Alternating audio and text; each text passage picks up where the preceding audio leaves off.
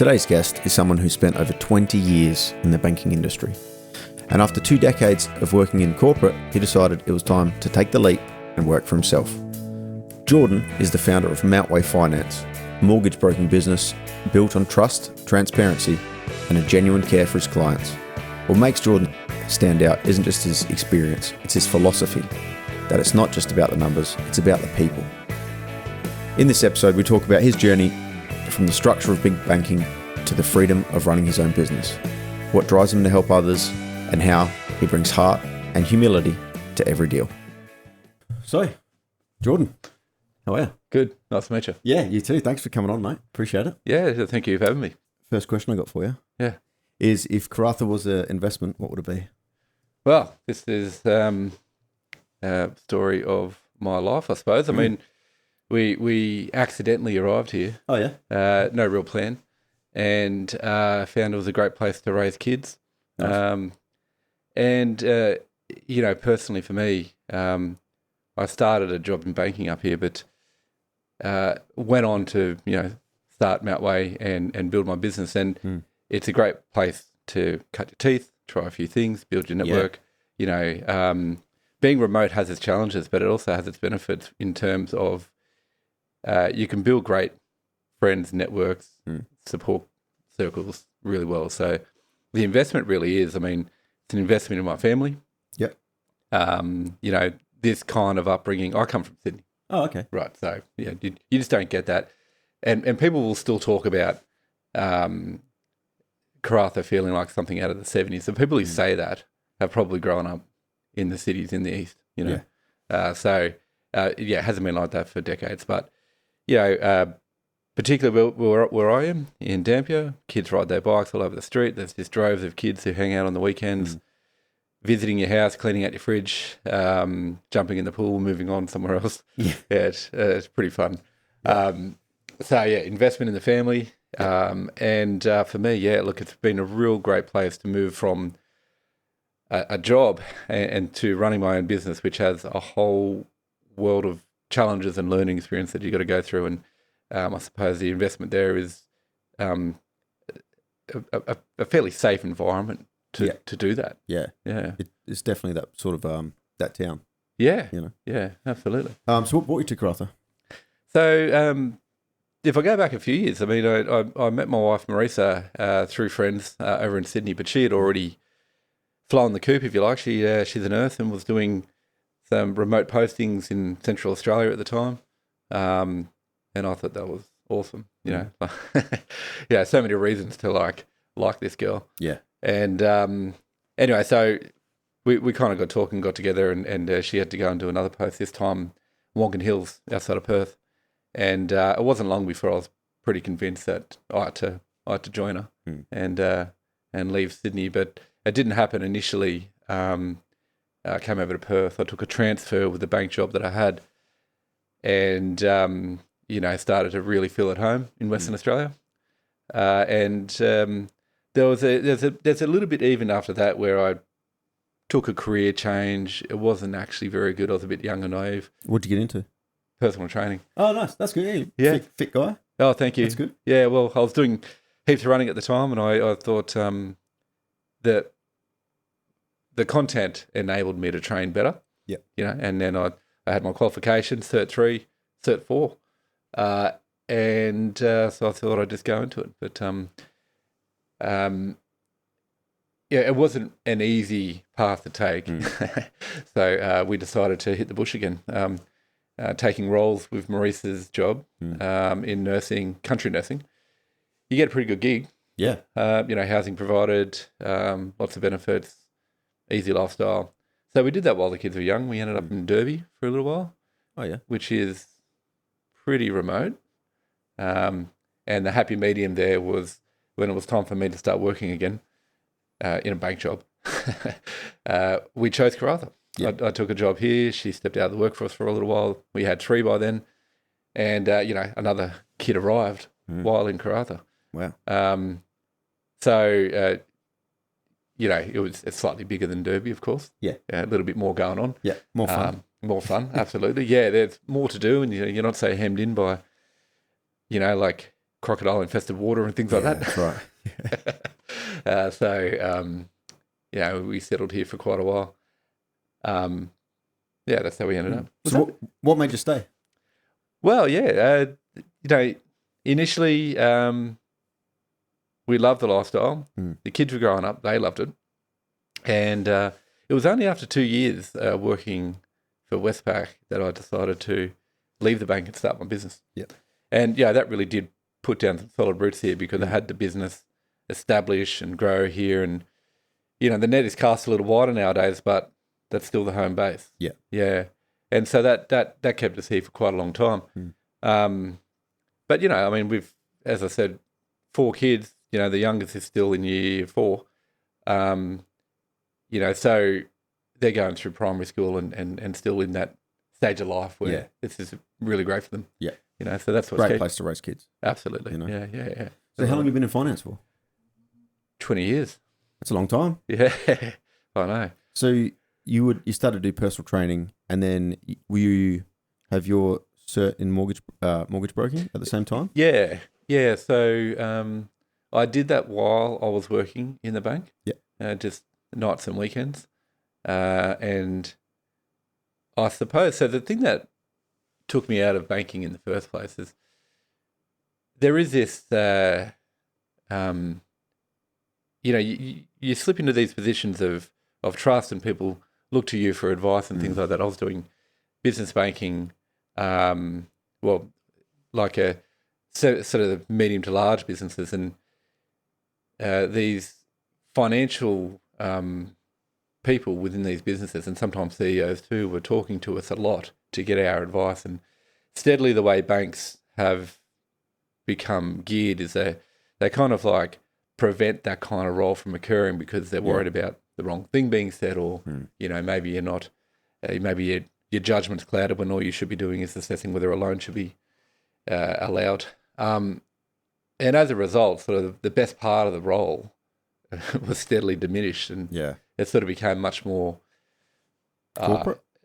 Yeah, that's right. And that's why I left the first time, and that's why I left the second time. Wow. So what was your first finance job? Graduate position, what they call an assistant manager. Yeah. In corporate banking in ANZ. Yeah. In Sydney, and we had clients that were, well, at the time, on the portfolio that I was on, a couple of the clients were these big 4 legal firms in Australia. Like it's changed a bit now; they've all merged and things like that. But Freehills, Blake Dawson was one of them. It's been so long. Clayton Utz. They weren't necessarily the ones, but they, of that order. There was a couple of other ones, big businesses, mostly private companies. And the role there was to do these annual reviews on the clients, make sure that their income and profitability was sound, their liquidity, a bunch of financial metrics, assess pricing, look at what we could do as far as more lending and things like that. So you part salesman, part credit analyst. Yeah. Wow. Yeah. So have you always tried to help people like that? Yeah. Because it seems like you didn't enjoy that corporate sort of style. Yeah, that's right.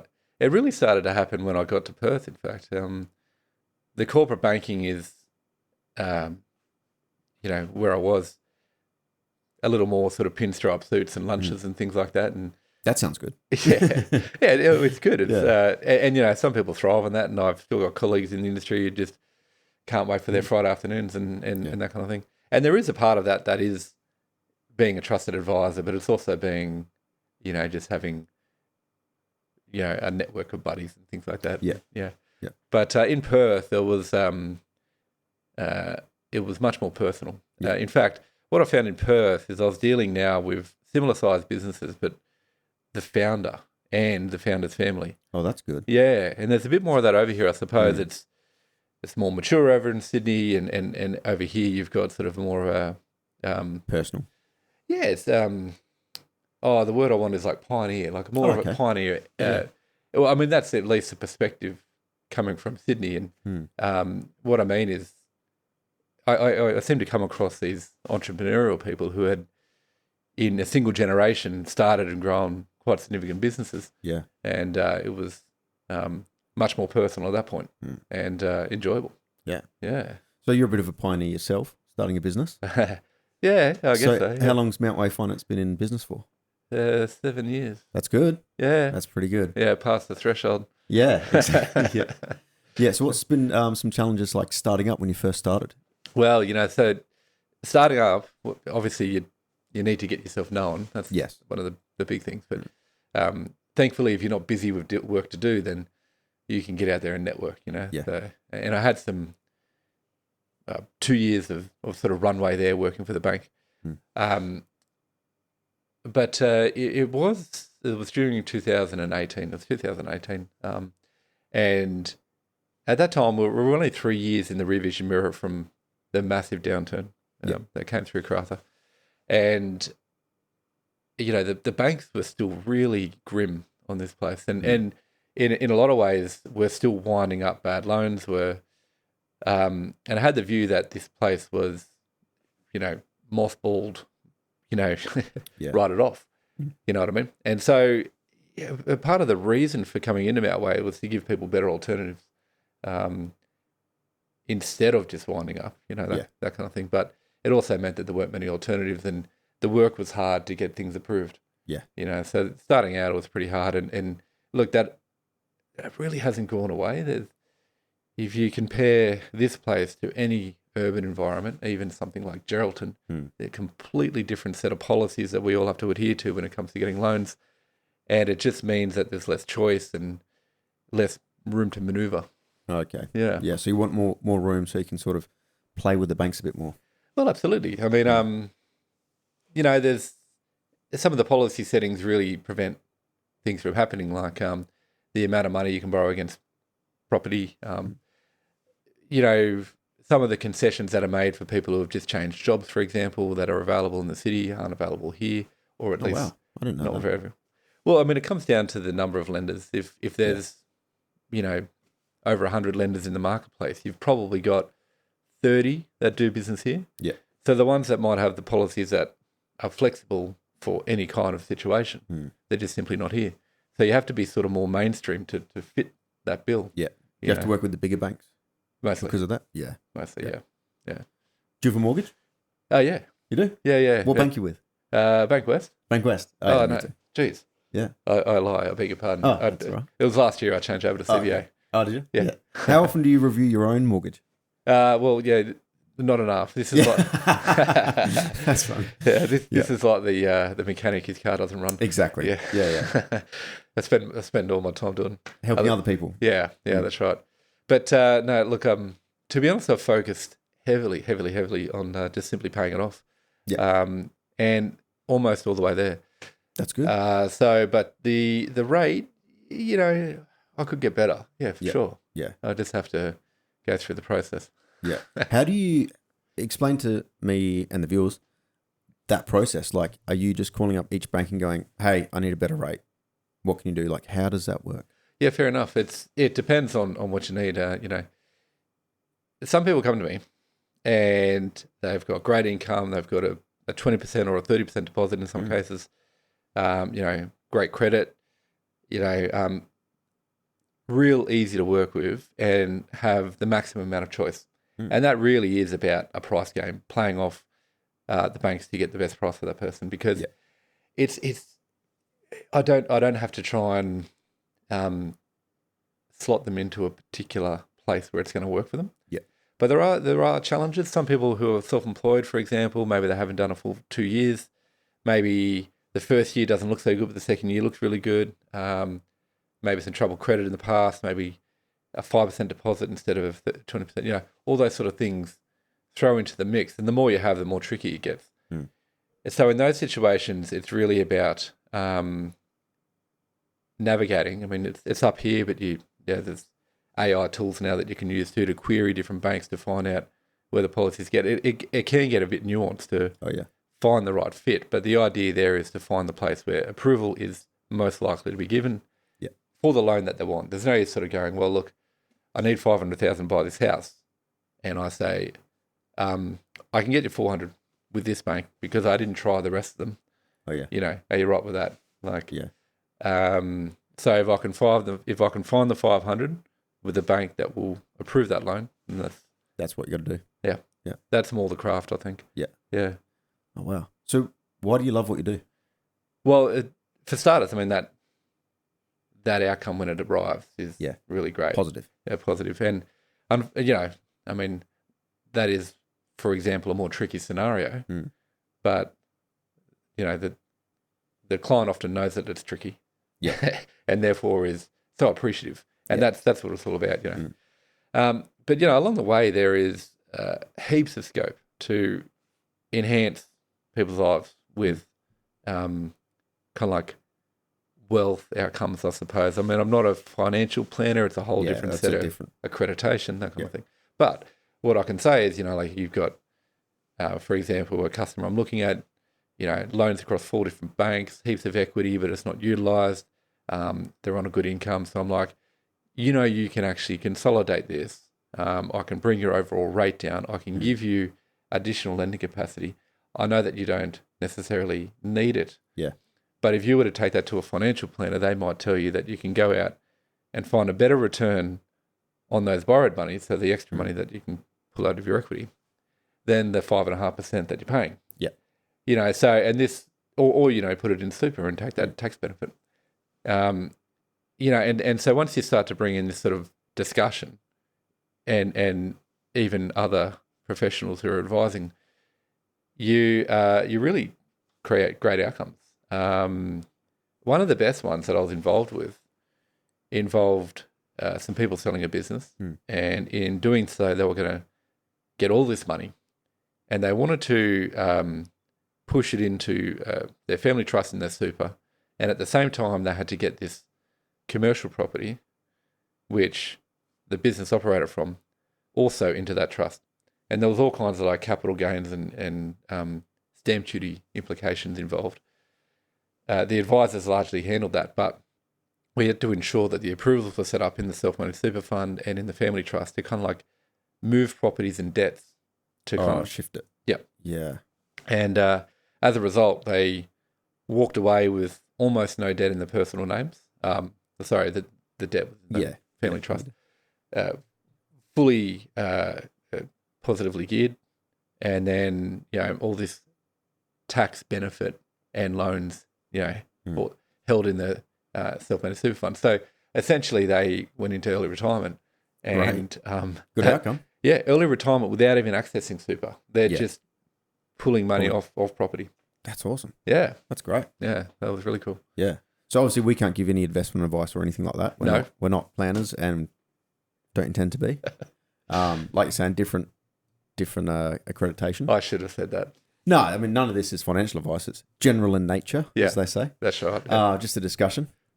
Have you invested? You're a bit of an investor? Yeah, I have. And it's been in and out at times. Yeah.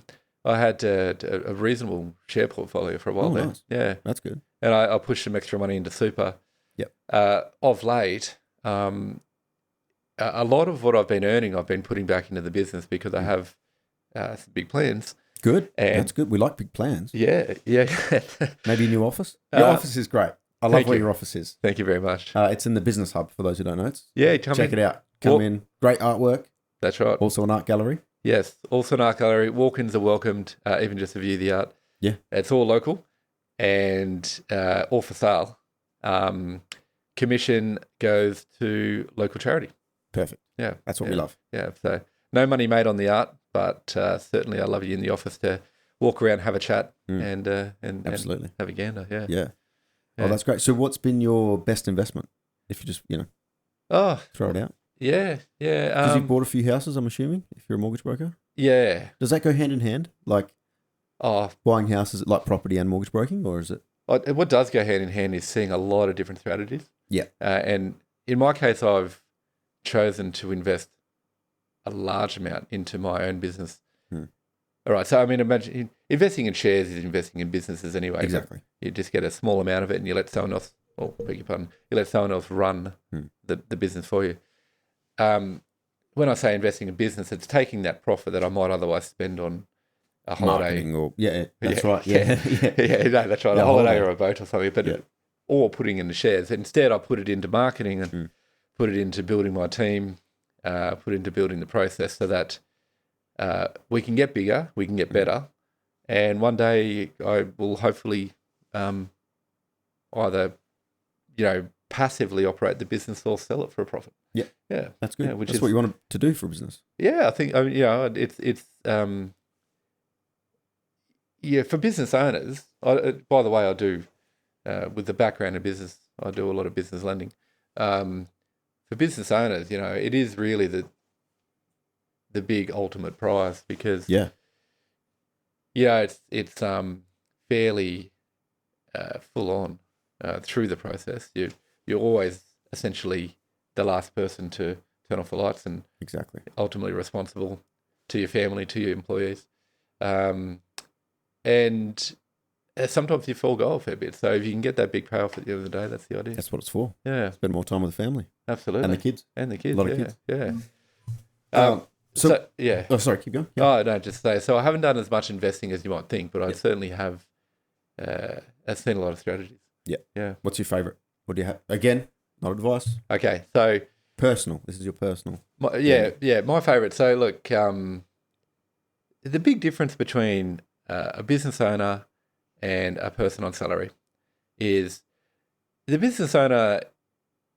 Not every business owner, I will concede, but a business owner generally can look up and say, oh, we'll target more and more income. They can generally grow their business. They've got the freedom to do that. And assuming they can execute, the sky is the limit, right? And therefore they can run their investment strategies along with that.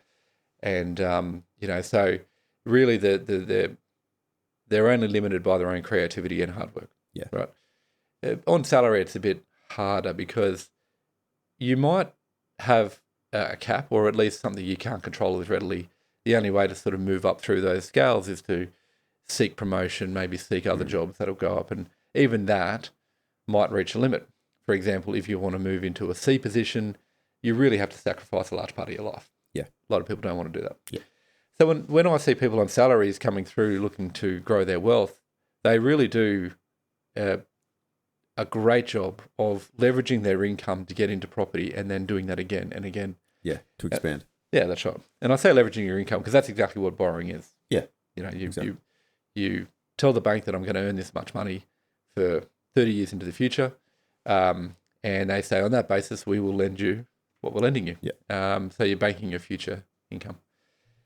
And smart investors they do it that way. They pick their investments wisely. They use every tax benefit they can.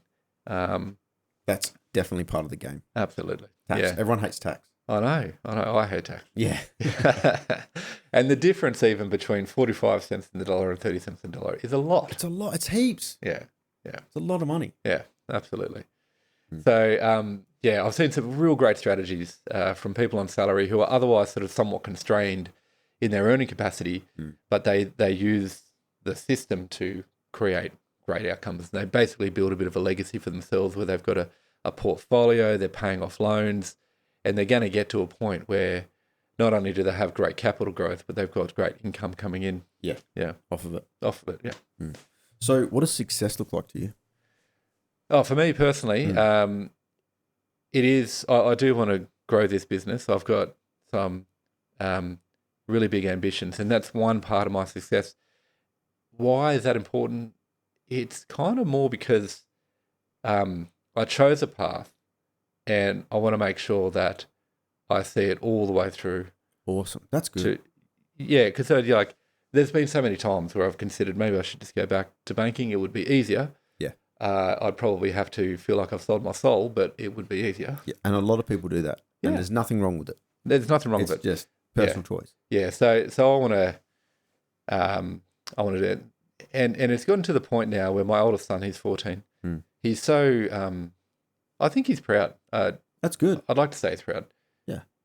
And I almost want to show him that it can be done, that he has the option to choose. He wants to be a pilot. So he's more than likely going to work for someone, but he can also, you can do this. You can do it. Yeah. Yeah. Like, believe in yourself and you can do it. So success for me is making good of my decisions and showing my kids a great example. Yeah. And then finally not sacrificing that relationship in order to get there. Yeah. You know, I need to be in touch with them. I need to be a mentor and a guide and, you know, emotional support and all those things a father should be. Yeah. Yeah. That's great. Yeah. No, thank you. That's a really good outlook. I like that. So, all right, here we go. Let's do a bit more personal finance. Yep. Pay off debt or buy shares? Oh, we're not doing financial No, advice. it's not financial advice. This is just what you think, Yes, not for anybody else. Buy shares. Buy shares? Yep. Okay, why is that? So let's be a little bit more clear. If it's a debt on your home loan, probably pay it off. Okay. If it's a debt on your investment property, buy shares. Okay, why? Yeah. Why the difference? Well, first of all, investment-related debt is tax deductible. Yeah. Right. So the interest incurred on that debt is, when I say tax deductible, think of it this way: discounted by your marginal tax rate. So if you're 45 cents, if you're 30 cents, that's the discount on the interest that you get. And I'm not going to do. I'll do an easier number, 5%. Let's say you're paying 5% on your loan. A 30% discount means that your effective rate is 3.5%. Oh yeah. Yeah. So first of all, that debt is cheap because it's tax deductible. Second of all, generally in the share market, you can get a better rate of return than 3%. Yeah, that's right. Okay. Yeah, I understand what you're saying completely, and that's great. See, I'm of a similar mind. I definitely like paying off debt. Yes. For your personal property. Yes. I just think, okay, what's your thoughts on negative versus positive gearing? Yeah. Because it has a place, right? Absolutely. Yeah. Oh, look, just quickly on the last question too. Look, I agree with that. You know, I think the paying off of your home loan has a psychological benefit as well. You know, you can cut everything else. You can cut it if you have to, but you got your home base sorted. Exactly. Yeah. So, okay, negative and positive geared. Look, the issue is that positively geared property is often in markets that are seen as more volatile, or at least smaller, remote, that kind of thing. We're talking Gladstone, we're talking Karratha, Port Hedland, and you know, Wheat Belt and stuff like that. Yeah. Yeah. So harder to get comfortable with places like that. You know, if you live here, bit different. You know, particularly if you can get a company tenant, all those things can mitigate that. Positive geared is great. Chasing negative gearing just because doesn't make a hell of a lot of sense to me, because it's still negative geared just means simply losing money. Losing money. Yeah. It was a big thing. Like a few years ago, it was like, yeah, no, this property's negatively geared. I'm going to wait till the capital goes up. And I'm like, okay, let's be clear. You're losing money. That's right. In the hopes that it goes up. Yes. And then I've spoken to multiple people and they've gone, yeah, look, I sold it and it didn't work out. I'm like, well, you could have just been more strategic. Absolutely. And then, like, you know, gone for a positive gear or not take on as much risk and debt and then been at a better outcome. That's right. You know? Yeah, you've got this pretty figured out. So positive gearing, you take a more cautious approach, you know, don't borrow so much. And you need a flexible strategy with regards to whether or if you sell that property. Yeah. Because if the market can do that and you have to sell at this point in time, then your strategy is blown. Yeah, completely blown. Yeah. So if you're flexible, you can sell at any time, which means you can sell opportunistically. Yeah. It's different in negatively geared city property. You can be a bit more flexible. Yeah. So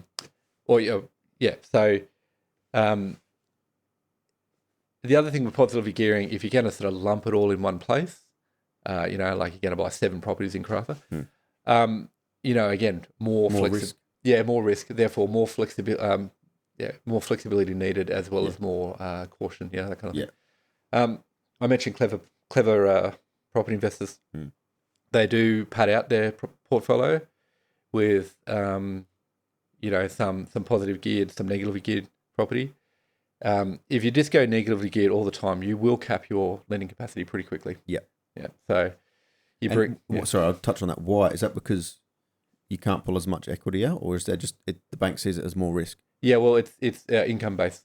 So okay, right. Yeah, borrowing capacity is either constrained by equity position or income. Okay. And income includes rent. Yeah. And so if your rent isn't covering the cost of the loan, then that also is reflected in your borrowing capacity. Oh, yeah. So negatively gearing, everything actually lowers your borrowing capacity. Yeah. Positively gearing can increase your borrowing capacity. Unfortunately, there are some constraints to that too, but it's not as drastic as negative gearing. Yeah. Yep. Wow. Yeah. Man, mortgage broking must be a tough job. Look, it can be. Sometimes I think the toughest bit I have is getting around that idea that it's just about here's your order. I'm just going to go chase the best rate. There's some science to it. I'd like to think so, and I know that not every mortgage broker necessarily goes that deep on strategy and things like that. I like to, and that's good. Yeah, thank you. Sets you apart. Yeah. And if it's a better outcome and it's sort of lifetime gains, then I'm happy to be part of that. Yeah. So yeah, look, it can be tough, but it's pretty rewarding. Yeah. I like the fact that when you do get a cheaper rate, because I'm a bit of a numbers guy. Yeah. I like people and numbers. When you do get a cheaper rate, you can instantly go, you're saving $4,000 a year. Absolutely. And it doesn't seem like a lot, I think, because people can't actually comprehend the amount. So if I said to you, do you want $4,000? You're going to say, yes, absolutely. Yeah. But then if I say, I can save you $4,000, it's a different feeling. They go like, oh yeah, sweet. Yep. But it's because it's not cash in hand. It's not immediate. Absolutely. Yeah. It is a tricky thing. I've had a couple of people who have come to me for a refinance and they're quite adamant. Look, just give me the refinance. That's all I want. So, and you go, look, I can get like 3 basis points off. You're on a pretty good rate. Yeah. We're going to do this. It's going to cost you $1,000 in 2 weeks of your time, to do this. And yeah, the benefit you'll see is like in the second year. Yeah. That's right. So do you want it? You know? So the process you go through, unfortunately, is a must. It's regulated. And it does mean that some people are sort of like, well, I'll take in that case, $2,000, but I don't want to spend 3 hours working on this loan for $2,000. I'll just sit it how it is. So that kind of like, that apathy does affect things a little bit. Yeah. So can you explain how a mortgage broker gets paid? Because there's different ways, correct? Of course. So there's an upfront commission. Yep. And it's around 0.85. Oh, yeah. Yeah, so less than 1%. Some lenders up to 1.1%. Oh, okay. Of the loan value upfront. Now that stands to be clawed back, which means the lender is going to like back charges you. Oh, yeah. If a certain thing happens, like mostly it's a 2-year rule. So if that loan is either fully offset or repaid or goes somewhere else in 2 years, it's clawed back. And a lot of people don't know this, and it's not, it's not meant to influence people's decisions because that's not acting in their best interest. But clawbacks have occurred to me, which are really frustrating. It's just one of those frustrating things about the industry. Yeah. There's been a divorce, the house has been sold. Oh, yeah. Some people have changed their mind, sold the house and left town. Those sort of things have happened, continue to happen. No control. It's not like I could have foreseen that. And it's not like they kind of know that either. People aren't acting maliciously most of the time, Yeah. So, yeah, it's just a frustrating aspect. Anyway, that's the upfront. Yeah. And then there's a trail commission. And it's a smaller amount, 0.2%. And it's on the balance of the loan. So that's, minus any offset balance. Yeah. And again, this is an interesting thing because a long time ago, there was only an upfront commission. And brokers were in this habit of like churning loans where they just refinance you for no particular reason. Yeah. Yeah. And it's really changed, and it's for a good thing.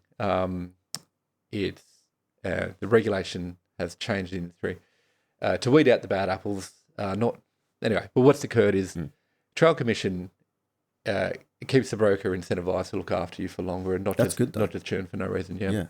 And really the value in mortgage broking as a business owner is to build up a good healthy book of customers and trails. Yep.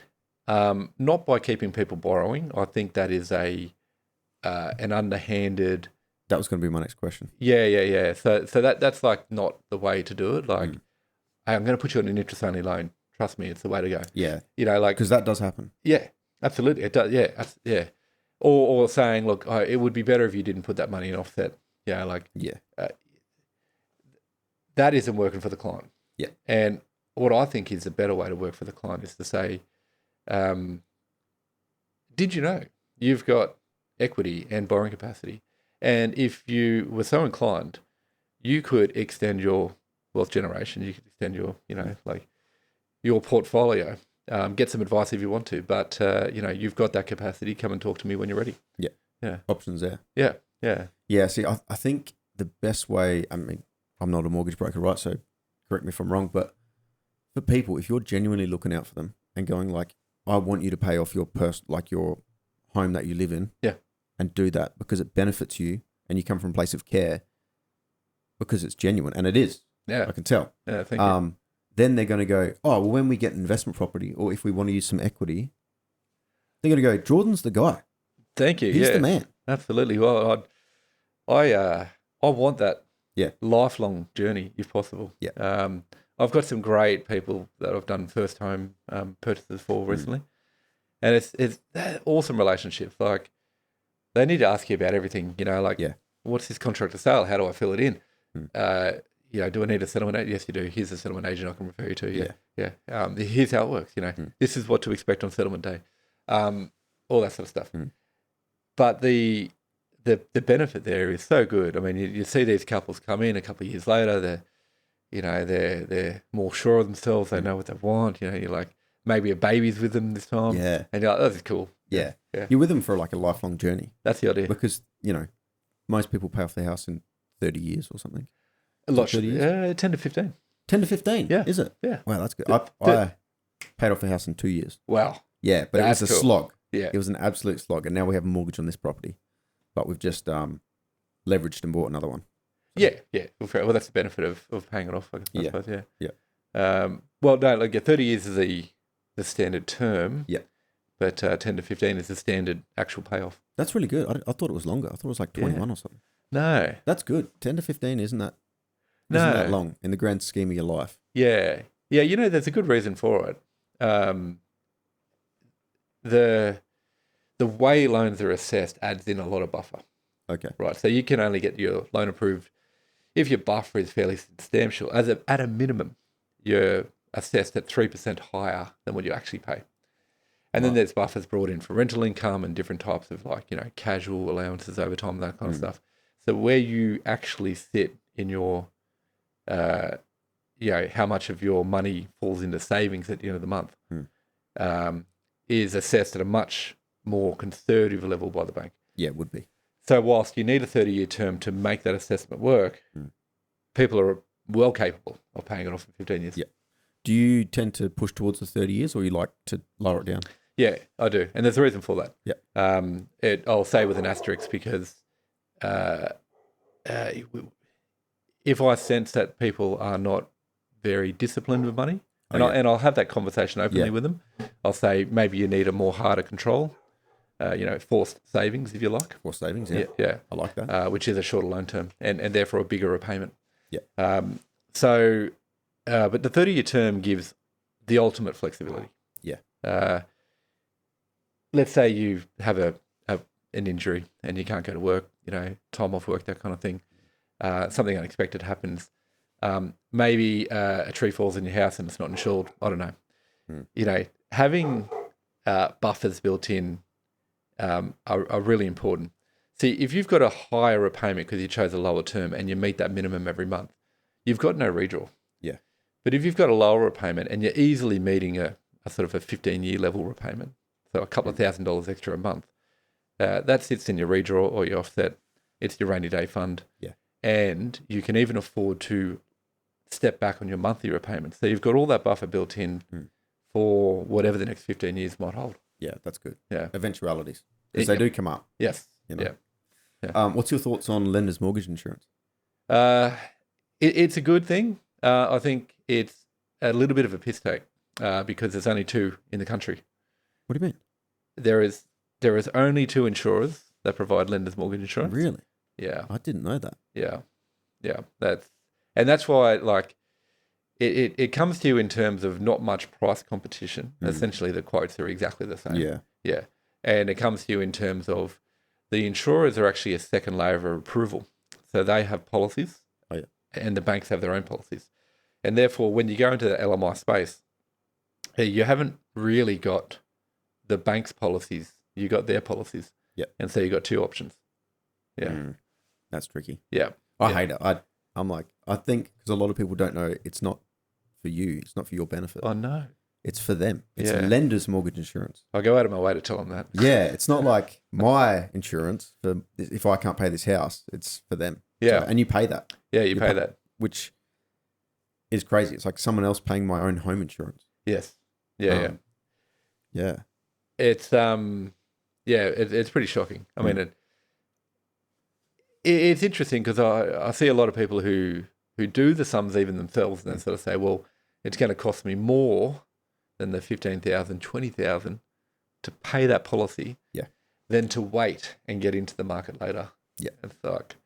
You need to do math. Unfortunately, for those listening, you have to do math for yourself. Yeah. I don't think enough people do their own like financial math and actually figure out, I'll just get in now because I want to buy a house. Yeah. And I've got 15% deposit. Yeah, yeah. And I'm like, That's okay, right. but your LMI is going to be 14 grand or something. Yep. Like, you've wasted money. I agree. Because I did that. I did My first house, I was like, never again, eh? never again. But now I'm a bit more financially literate. Yes. And I understand it. Yeah. I generally don't recommend it, but I do get people who are just so eager. Yeah. So I'd It's say, the fear of missing out. Yeah, that's right. You know, and so I say, look, the option is there. Yeah. And it'll cost you, and you'll never get it back. Yeah. You know, I mean, there's some tricks like, oh yeah, it can be added onto the loan. You're still paying it. Yeah. If you add it onto the loan, you're still paying it more. With interest. With interest. Yeah. So I'm at pains to tell people that because it is a, I don't know, how do I say it? It takes people who are so desperate and it kind of slugs them. Yeah, big time. Yeah. So. Yeah. All right, let's go. What else we got here? What holds most people back from getting a house? Most people. I mean, look, there's probably a fair chunk of people that just probably need to get back to some basics with budgeting. I know that's a really old school, boring old man answer. I'm 100% in agreement. I definitely agree. You know, I this is a slight tangent, and I'll get back to the thing at hand. But you know, in the PT days, I used to talk to people, particularly weight loss clients, who were like, "This is really hard," and I'm like, "Yeah, but look, see, what you're doing is you're not maintaining. You're actually in a burn state or a build state, or however you want to see it. You know, like you're going harder now to undo what you've done, what you've put on, and therefore it is going to be hard for a time, and then you settle into maintenance. And it's a similar analogy for home loans, particularly your first. You know, budgeting isn't fun, and it's nice when you can get into a position where the money comes in, you've always got enough, you can generally get what you want. You know, you're not living like a king, but, you know, you're not eating baked beans and watching, you know, checking your bank balance just to go shopping. Yeah. You know, so that period of time in which you budget is like an enforced discipline. It's like a weight loss plan that gets you to have done the yards to then enjoy a maintenance phase. Yeah. You know, so, and once you've learned the discipline, you'll never lose it. Yep. So when I see economic storm clouds on the horizon, I can usually say to myself, I know how to budget when I need to. And if we need to pull the belt tighter in this family, we can do it. Yeah. You know, that's good. Yeah. I love budgeting. Yeah. I'm a numbers guy, and I don't know if I told you, I think when we first met, I started Karratha Financial Coaching. Yes, you did. Yeah. So, and I called it that because I love KFC. So I did KFC. And that'd be a budget leak, wouldn't it? It would, yeah. Yeah. And my first thing was just do a budget. Yeah. Because it helps. Absolutely. You know where you're going, you know what's coming out, what's going in. And I think like 95% of the time, the biggest outgoing was a mortgage. Yeah. So you're like, okay, that's where you come in. Yeah, how do I get that down? How do we get that down? Because, $100 a month, or it adds up in the long run. I agree. I agree. Yeah, there's a lot of things. I mean, I see people who have jumped onto fairly high income fairly quickly up here, obviously, more than anywhere. And they're young, and I guess they haven't had maybe some of the budgeting background that I did and some of my friends did back in Sydney. We were uni students. Yep. And, you bloody had to budget. Studying finance, you're going to budget. That's right. Yeah. Particularly if your beer budget was that much. Yeah. Yeah. Yeah. Right, And your rent budget is this much. Yeah. Yeah. Because there's like 4 of you in a house. Yeah. Yeah. But like it was real. It was serious, and we did that. And I went without extra shoes and fashion I would have loved, and fancy holidays which you don't need as a 21-year-old. But anyway, you'd be surprised once you do that how much is spent on eating out, which is ultimately 4 times as expensive as just buying from the supermarket and making it at home. It is. Big one. Yeah. How much do people spend on subscriptions nowadays? Do you really watch all 5 of those? I think we're at $125 a month. Yeah. And I'm like, damn, that's a lot of. I'm trying to cut them back. We're like, don't need that. Netflix just went up from $20 to $30. Damn. But yeah. Yeah. And most people won't see it, but like, hey, hold on a sec, $120 a year, and like all the other ones that will be doing the same. Exactly. Yeah. Damn. So if you were to describe the financial attitude of Karratha residents, what would it be? Heaps better than what it used to be. Yeah. Heaps better. Now, I came here during a pretty troubled time, and there was still this kind of like lingering attitude of like, load up with your toys, use personal loans to get it.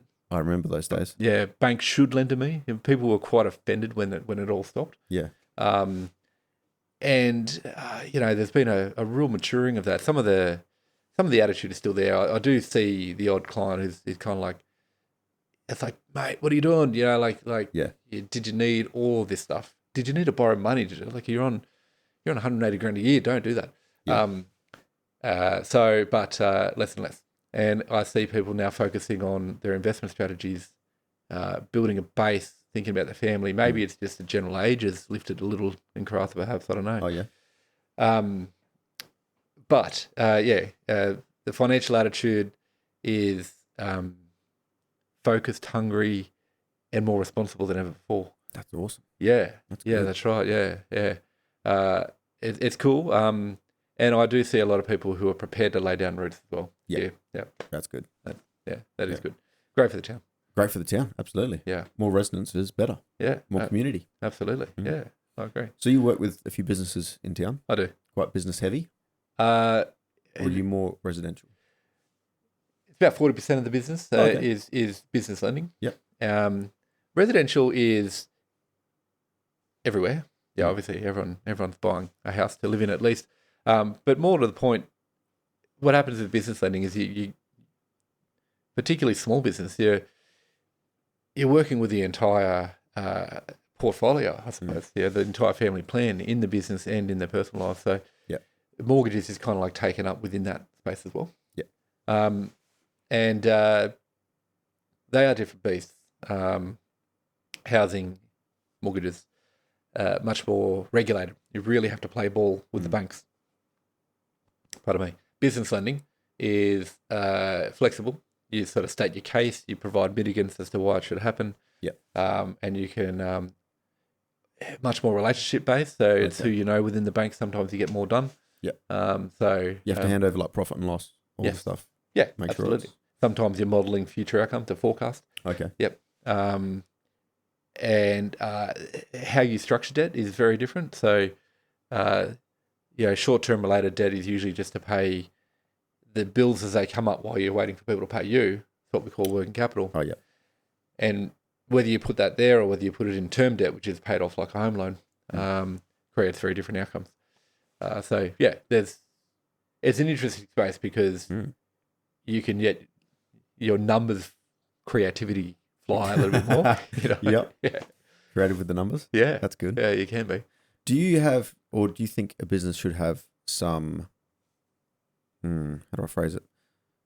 Like a reserve fund? Because I'm big on like 3 months of expenses just in the bank, even for a business. Yeah. Yeah. It's really hard to, the discipline to get it in place is really hard. But yeah. I agree. At a minimum, what that does is it covers your BAS.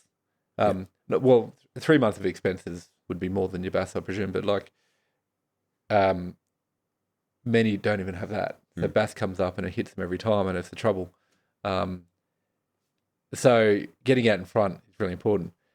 And there is a method called the profit first method, and it's not groundbreaking. I'm not the only one who talks about it. Yeah, so it sort of like says, if I am to get paid this much from the business, work backwards. How much do I need to get in revenue? Oh, yes. And that sort of defines your business owner KPI. Like, how much business do I need? And if you don't think it's possible, then you've got to scale back your intentions. Your aspirations. Now, in that mix, it is possible to add another line in there, which is, if the business is trading, costs are going out, you're taking your own profit to live.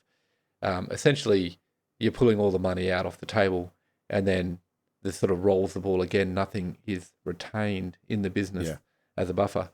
So you can do the profit first method to factor in the build-up of a buffer. And if your business is steady, that is a little bit like budgeting. It is a harder course for a short period of time where you might need to trade harder or carry lower costs or take less yourself. But then you have it, and then you roll that balance over and you're over. back into the maintenance. They back into the maintenance. Yeah.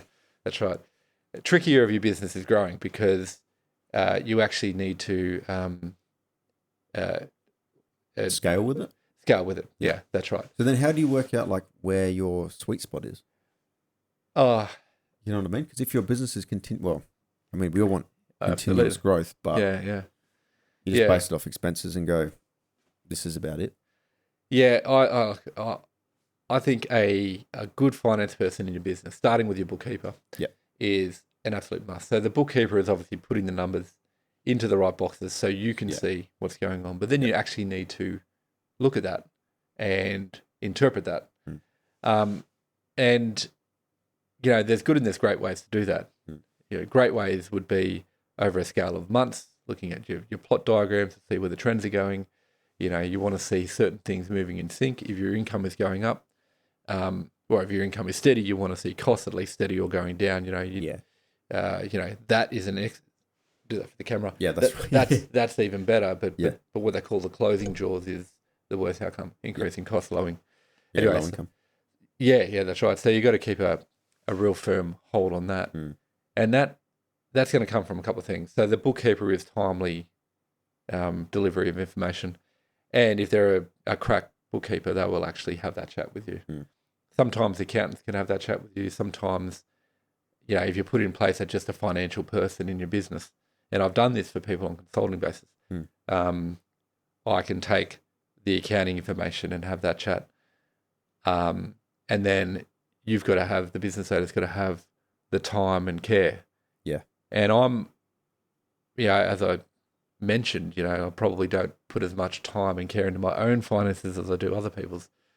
It's difficult for me. So I need to take my own advice. But literally, turn the email off, turn the phone off, sit down with that finance person, I don't know, an hour a month and look at that. That's not a long time either. No, that's right. I think as well, like personally, you need to do that. Yes. And if you're your own bookkeeper, which is fine, I am my own bookkeeper. Yep. But it is also great to get professional help. Yeah. Financial planner, mortgage broker. Yeah. They're the people on your team that you can employ to be like, how do I get the best outcome? Yeah. Because ultimately, most people go to work for the financial gain. Yeah. To then go, I want to go on those holidays. I want to go take my kids to Zimbabwe. Yeah. Or do something. You know what I mean? Yep. So, I think it's very important. Professional help is key. Yeah. Yeah, I think so. Look, I love my analogies. And one that I am quite happy to admit, I've had my fair share of attempts at home renovations over time. Me too. Some have been done at a passable grade, and some have been done at nowhere near a passable grade. Yeah. And, it would have just been better just to bring in a professional. Yeah. You know? 100%. I've thought the same thing. You go, I want to save a bit of money, but then in the long run, you're like, yeah. Yeah, that's right. And it's like the non-passable grade stuff. It took me twice as long, twice as much effort. I've always got that defective outcome, on my mind, and I can see it every time I look at that door frame Me or something. too. Yeah. I could tell you heaps about that door right there. A great concept. Yeah, great concept. Yeah. All right. So this sort of ties in. Why would you use a mortgage broker rather than just do it yourself? Because a lot of people will just do it themselves. Absolutely. Look, it's not about the transaction, and it even is about the transaction. But let's talk about the broader thing in the first place. I mentioned trail incomes and the need to look after your client, has regulation building that into the industry. But if you get the right mortgage broker, they want to do that. Yeah. And they'll have systems and processes set up to do that, which means reviewing your loan for the rate on a regular basis. Doesn't mean they're going to refinance. They might just have a chat to your lender, get it down. Yeah. It means looking at your equity position, prompting you where you might be able to do more. It means being able to have all of that background history when you come in for your next chat and sort of roll the ball faster. Yeah. And it also means, and this is particularly in the transaction point of view, the time and effort to possibly go from bank to bank to bank to bank to work out where you fit is just completely sidestepped with a mortgage broker. They do that for you, but they do it in a fraction of the time. Yeah. I mentioned AI assist now because these lender policies are reams and reams and reams of paper. And but nonetheless, I still can do better than AI. That's good. Yeah, I'm boasting, of course, but it's you get to know these things. You get to know the ones that count, the ones that can trip up your loan, and pretty quickly, the sort of the ballpark play. Yeah, how to get it done. That's what you get with the mortgage broker. So it's the transaction. Now, in some cases, like if you slam dunk and you go straight to the bank, and you fit right in, sometimes it can be more efficient because the bank does play a few tricks. They preference their internal deals and they take a bit longer with broker deals. That's the thing, right? So potentially your process could be quicker at a bank if you slam dunk for the right banker at the right bank. Yeah, and you fit in. But with a mortgage broker, we're working for you. We're not working for the bank. That's the key. Yeah. So if something comes up and we're like, look, this could be a problem, we might be able to strategize a way to make it look better before we actually make the application. So they're all the reasons why I think it should be smoother. Sometimes it's not, but it's definitely a better outcome. Yeah. So, okay, let's say someone's getting their first house or a second house or something. Yep. What's the best position that they can be in for yourself, like to go to you and go, I've got a 30% deposit, I've got XYZ. What does that look like? Yeah, right. Yeah, look, generally, anywhere, the minimum is 20% deposit. And that also just be aware if you're coming in, if you've done some sums beforehand. So, and I'm going to talk about Australia. 80% is generally the top that most of the banks will lend against any property, whether it's your own home or an investment property. LMI can come in above that level. And then, unfortunately, in Karratha, for quite a few banks, their maximum is 70%. Oh, yeah.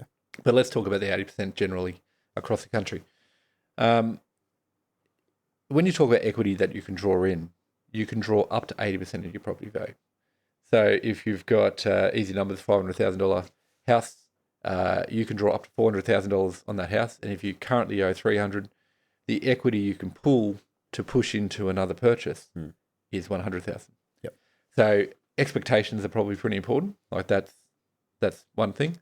Another thing too is it is tricky to get the most out of your equity when you're renovating. Yeah. Right. Yep. The valuer will see that and they will decrease. Okay. Yeah. So finish off your renovations. Yep. Step one. Yep. understand what equity really means. Yep. Or have a pre-chat about that. Mhm. Make sure your current loan's up to speed. Yep. Because if we're going to extend lending, then the contact is considered by existing lender or a new lender. And let's see. People come from all different walks of life, so the document pack is different. So I suppose that's the tricky thing. But obviously, expectations are important. Unfortunately, it is a regulated space. Even if we have all your background details and we only talked to you 6 months ago, we're going to need to take a few things again. Yep. And they are living expenses, pay slips, or sometimes tax returns, and rental statements if you've got other rental properties and that kind of thing. So anything which is income based or expense based, we need to take again. Which again comes from a budget. That's right. That's why it helps. Yeah. So there's not me, not the bank. We can't get around it. It's regulated. Yep. Yeah. Oh, cool. So just I have had that where people say, "You've got everything on file, don't you? We can progress." And it's like, actually, changes. Yeah, sorry, mate. We do need to go back and do a few things. Yeah. Yeah. So the lowest amount, what's with the 5% deposit? The federal government scheme. Yeah. Yeah. So it's been. You have to pay LMI on that still? No. Okay. Yeah, only for first home buyers. Yeah. And there's some things that limited its application in Karratha, unfortunately.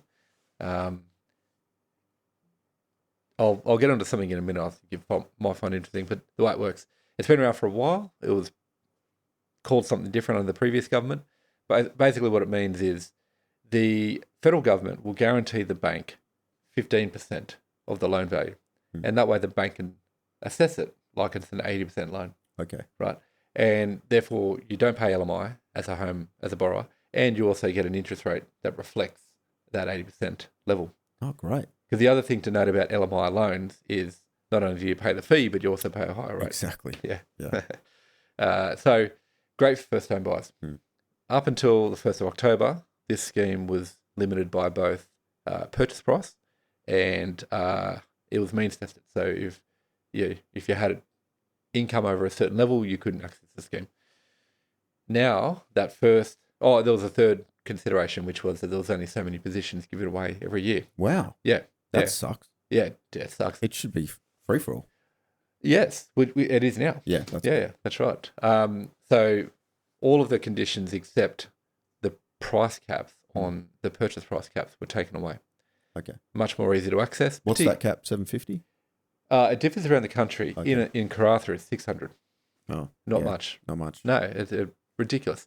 And like federal government schemes, so they've taken this like really broad brush. Yeah. There's like a metro allocation, and I think that's 850, and then rest of state, right, 600, right, which might work for you in, I don't know, Not even Geraldton, maybe. Esperance, yeah. I don't know, certainly not here. No, not here. 2x1. Yeah, that's right, so some of the first home buyers that I've come across have said, no worries, it's a great scheme. I'll buy that house. I'm going to live in it for 6 months. I'm going to do my time. Then I'm going to rent it. Yeah. And then I'm going to, play the game. Play the game. Yeah, why not? So it sucks, but it's a strategy. You can do it. Yeah. What was I going to say? Yeah. The price caps are a thing. In Sydney, it's at $1 million. Oh, okay. That's right. not fair. Yeah. I know, it's not fair. What is it in Canberra? I'm not saying I'm political, but I'm just having a guess. I don't know. I don't know for sure off the top of my head. But it'd be something like 900, I reckon. Yeah, for sure. Yeah, for that little tiny state. Yeah, that's right. Yeah. But the other thing that sucks up here, I've just come across it, and this is what I thought you might be interested in. Literally, just written to Anthony Albanese and a couple of key ministers, Minister for Housing, Minister for Finance, Minister for Northern Australia, also as all the shadow ministers. Why did I write to them? Because this is what doesn't get talked about enough because it's kind of like very niche. Right, 5% deposit scheme should be great for all first home buyers everywhere, right? But in Karratha, we've obviously already got limited choice of lenders. Yeah. Of the 38 lenders who are accredited to operate the scheme, 10 may do business in Karratha, 10. And that includes 3 of the big 4. And 3 of those are like member-based banks, so you've got to be a policeman or a firefighter or something like that. And then of the 7 left, 6 of the 7 implement this rule, which is pushed down from the LMI provider, one of the 2 LMI providers in the country. Yeah. Right. And the rule says that the maximum we'll take in this location is 70%. Well, then it doesn't work. Then it doesn't work because the 15% government guarantee comes in. There's 10% they see as not covered. Yeah. So they say we will not participate in the 5% government, the 5% deposit scheme. Wow, that's crazy. Yeah, and that leaves one bank. Which bank is that? Commonwealth Bank. Commonwealth. Oh, right. Wow. Yep. So good. That's good. Good. But Commonwealth Bank has its own hurdles to get over. Yeah. Including one that's very tricky, whereby they have a hard, machine-generated, cannot be reviewed decline, which occurs if you come in below an 800 credit score. Oh wow. Okay. Right. So if you've taken out a credit card, a personal loan, a home loan, and you've met your repayments and done all the right things, you will have a score above 800. Yep. But if you're young and have never had a credit card, but would otherwise qualify for a first home buyer loan under this scheme, your credit score is actually under 800. Is it? Yeah. Wow. So even if you did all the right stuff. That's right. Wow. So it's just the way the credit agencies work. If you don't have a record, you actually start on a fairly low number. Yeah. And so it's completely unfair, right? And especially since someone in that position actually probably took the right steps. They didn't run out and get maxed up on a credit card when they were 18. Yeah. They actually did the right thing and haven't taken out credit. This is a real case that I'm dealing with at the moment. And I went to the politicians because you're not going to get due process at CBA. No. Yeah. You're not going to get due process at Equifax, who, when you seek out a review of that score. You have to raise this at a political level. Yeah. And I've got to put a shout out here to Dan Scott, our mayor. Yep. I raised it with him first. He is absolutely supportive. Good on him. He's already on the campaign trail, has been for several years. Yeah. And we've talked several times on topics like this. So I went ahead and did this, and I hope that we get some kind of traction because it's me too. completely unfair. I mean, that will help Karratha. Yeah. Thank you. Yeah. And there's an individual at the end of this. Unfortunately for him, it may not help. Yeah. But attention needs to be put onto issues like this. 100%. Yeah. And you're the guy. Shine the light on that. Absolutely. Yeah. I mean, it's frustrating. It would be. It's not fair. I mean, even for yourself, like trying to manage that and figure that out, but also for the community. Yeah. Like it's limiting everybody. It is. And all the first home buyers, like we want to get more younger people here in Karratha and have that long-term people. Yeah. So yeah, I agree. Yeah. Yeah, look, I really believe that responsible credit is a path to sort of building people up. Yeah. And realising aspirations and stuff like that. And when it's sort of dulled down here for a variety of reasons, and that's just a case in point, it doesn't give the community as a whole that chance to, brighten up houses, improve the street appeal, build new houses. All of those things are dampened as a result. Yeah. And then it's harder for the town to build its standard of livability, to build its population and become everything it aspires to be. Wow. Yeah. Okay. Yeah. All right, let's move on to a fast fire. If everyone understood money the way that you do, what would it look like? Or maybe I'd be out of business. Yeah. Probably. Yeah. What's the first thing you check on your phone each day? Approvals and updates on loans that have been submitted. Oh, nice. Yeah. Cool. Best self-investment you've ever made? What, financially? Whatever. Look, I love fitness, and that is the best thing for me. Yeah. To say, I don't know, on the ball, Yeah, it's fast fire. Yeah. Good fitness. Cool. Worst financial decision you've seen someone make? It can be yourself too. buying 12 houses in Port Hedland in 2012 to 13. Yeah. And thinking it was going to last forever and never paying a cent of that debt off. Oh. Yeah, I know. Bankruptcy in the end? That's unfortunate. Yeah. If you weren't in finance, what would you be doing? Personal training? Yeah, Assuming it paid Yeah, enough money. paid enough. Yeah. Yeah. What's a book or podcast you recommend? I really like Diary of a CEO. Oh yeah, I consume podcast. I consume a lot of that business sort of stuff. Yeah. Yeah. Awesome. Biggest financial myth you'd like to kill off forever? That old strategies don't work anymore. Okay. That you got to like throw everything into crypto or something like that. Yeah. Yeah, I'll leave it at that. Awesome. Yep. What's your definition of wealth? Peace of mind. Yep. That the bills that you incur are sorted. Yeah. Yeah. Me too. Yeah. This is more of a stock one, but if Karratha had a stock ticker, would you buy, sell, or hold? Yes, I'd buy, but I'm not going to put the 400,000 on it. You'd Yeah. buy a few shares. Yeah. Yeah. Dabble. Yeah. Okay. What's your most expensive mistake you can laugh about now? Oh, geez. It would be when I tried to create a fitness app. Oh, Yeah. how much did that cost you? Don't mind me asking. 50,000. Oh wow. Okay. Yeah. That's a lot. It's a lot. Yes, I know. Yeah. I mean that was the broader business that went with it, and ultimately it wasn't a failure. It failed to launch. I didn't finish it. Okay. Yeah. Have you still got it? Could you launch it now? Yeah. Something to look at. I know. Yeah. All right. What's the most outrageous thing a client has ever asked you for? Well, okay. There was a guy that came in within about 6 months, and it was all about price with him. And he said, "I want you to reduce my loan." And we said, "Like, we got the best price we can." And he said, "Oh, well, I found this like building society that can give it to me like 10 basis points cheaper." And we said, like, we can't use that lender, and we can't beat that rate. If you like the service and all that sort of stuff, please stay. Otherwise, you are welcome to go ahead with that. Anyway, that person came back to me 3 months later after refinancing, looking for advice on something. And I said, I would have thought that your current bank could do that for you. Yeah. 100%. Yeah. So that was outrageous to me. Yeah. Yeah. Absolutely. If Mountway Finance had a theme song, what would it be? What's that? It's now we're not musical. We spoke about this before. Yeah. Better by Screaming Jets. Oh yeah. Not only because I just love that song, that's but it's because that's what I always intend to be doing. Getting better. Yeah. Awesome.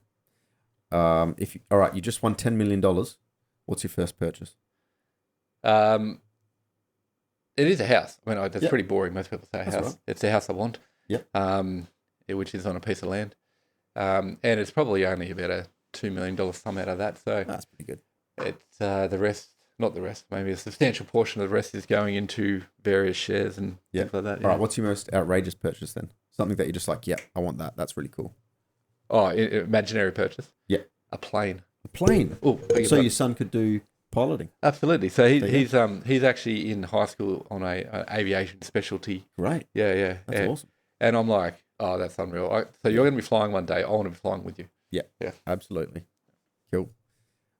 If interest rates were a person, what would you say to them right now? You look like you're about to grow. Yep, definitely. What's your go-to finance bro cliche that you secretly agree with? Like that you've seen on Instagram or TikTok or. Oh, geez, I spend some time trying to debunk some of those guys. Yeah. Look, there is one that actually works. It's like this, being able to claim your tax deductions on a monthly basis. Oh, yeah. That is a good strategy. Yeah. Yep. Yeah. I will go to that actually. That's a good one. Yeah, because cash flow is everything. Cash flow enables and compounding. Better off in your bank account than the ATOs, in which case you can offset your interest, you can put it in the share market, whatever it is. Yeah, that's right. Yeah. Don't wait a year to get your tax return. Yeah. That's a great one. Cool. Right, that's it for Fast Fire. The last one is philosophy question. If you could give one piece of advice to anybody, what would it be? Look, I love to run, and that prompted my move into personal training in the first place. But life's a marathon. It's not a sprint, and you really do need to set your eyes on the horizon sometimes, and just work towards it. Because taking everything as a sprint causes some drastic decisions that can really hamper you when you've got to run further. Great. Yeah. Great stuff. Thanks for coming on, mate. Thank you. Anyone you recommend for the podcast?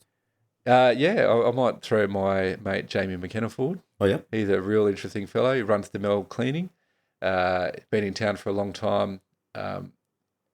Adventure at heart. He's got, Great. Yeah, he's a wicked dude, and he's got a solid business mind. You'll enjoy him. Awesome. Yeah. Great stuff. Yeah. Look forward to it. Yeah. I'll hit him up. Excellent. Great. Cheers, Thanks so Dad. much. Cheers.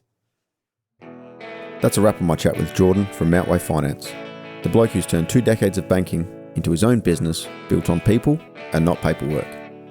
It's proof that when you care about people more than percentages, good things happen. If you enjoyed today's episode, make sure to follow Karratha Chronicles, share it with somebody, and keep the good energy going. I'll see you later.